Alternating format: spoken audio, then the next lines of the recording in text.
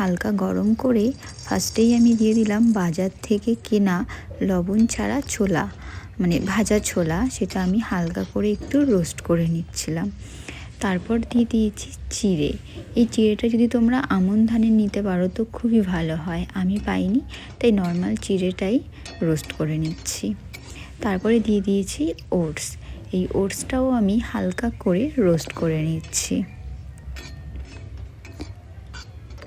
তারপর মাখনা দিয়ে দিয়েছি, আর এই মাখনাটাও কিছুক্ষণ হালকা করে রোস্ট করে নিচ্ছি।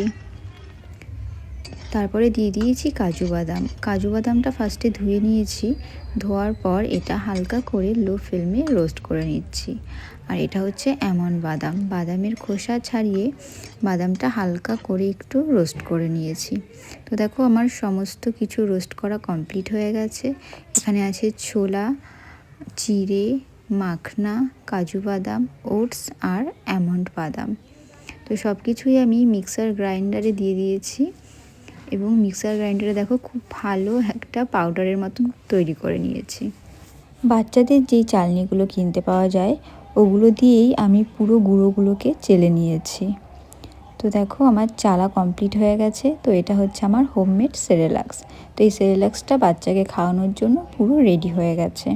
তো তারপরেই আমি একটা কাচের জারের মধ্যে এই খাবারগুলোকে রেখে দিয়েছি, এবং এটা আমার বাচ্চার 1 সপ্তাহের খাবার, মানে হোমমেড সেরেলাক্স কমপ্লিট।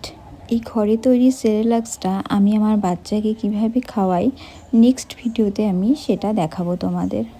আজকের ভিডিওটা এই পর্যন্তই। চলো তাহলে সবাই টাটা।